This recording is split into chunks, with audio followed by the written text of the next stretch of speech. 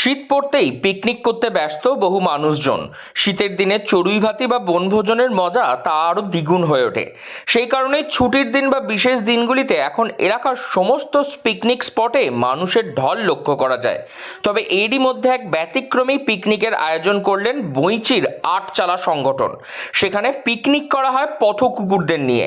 বর্ষবরণের মরশুমে যখন আনন্দে মেতে উঠেছেন সকলে, সেখানে সেই আনন্দ ভাগ করে নিলেন কিছু যুবক যুবতী মানুষের সব থেকে শ্রেষ্ঠ বন্ধু সারমেয়দের সঙ্গে।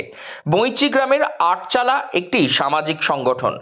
মানুষের জন্য তারা যেমন কাজ করে, তেমনি পথ সারমেয়দের নিয়ে তারা কাজ করছেন বহুদিন ধরে। বিনামূল্যে জলাতঙ্ক রোগের টিকা, স্বাস্থ্য পরীক্ষা সবই করে থাকেন তারা।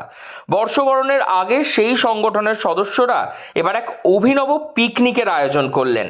মাংস ভাত রান্না করে বইচি গ্রামের বিভিন্ন পাড়ায় ঘুরে ঘুরে পথ সারমেয়দের খাওয়ানো হয়। শতাধিক সারমেয় চেটে পুটে করে বনভোজন। আপনাদের কি উদ্যোগ ছিল? আজকে আমাদের একটা অভিনব উদ্যোগ আছে, সেটা হচ্ছে পথ কুকুরদের নিয়ে তার একটা বনভোজন, যাকে পিকনিক আমরা বলি। এই আনন্দের দিনে সবাইকে নিয়ে যেমন আমরা মানুষেরা আনন্দ করি, তাই আজকে আমাদের অভিনব উদ্যোগ হচ্ছে এই পথ কুকুরদের নিয়ে পিকনিক। এর সঙ্গে আছে আমাদের তাদের হেলথ সম্পর্কে, স্বাস্থ্য সম্পর্কে তারা রাস্তা করে তা অবহেলিত নয়, তারা আমাদের অনেক সাহায্য করে। আমরা রাত্রিতে নিশ্চিন্তে ঘুমোই তার সাহায্য করতে। তাদের মতো প্রহরী আর সারা পৃথিবীর বুকে নেই। সেই জন্যই তাদের নিয়ে আমাদের অভিনব উদ্যোগ পথ কুকুরদের নিয়ে পিকনিক। আপনার নাম? আমার নাম জয় মুখার্জি, আটচালা গ্রুপ প্রেসিডেন্ট।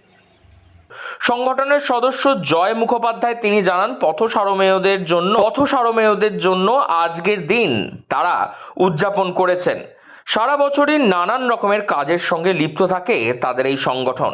স্বাস্থ্য পরীক্ষা থেকে টিকা দেওয়া সবই হয়, কিন্তু যাদের জন্য রাত্রিরে নিশ্চিন্তে ঘুমানো যায় তাদের কথা মাথায় রেখেই তাদের জন্য বেছে নেওয়া হয়েছে এই বিশেষ দিন, যেখানে একেবারে পিকনিকের আয়োজন করা হয় পথ কুকুরদের জন্য।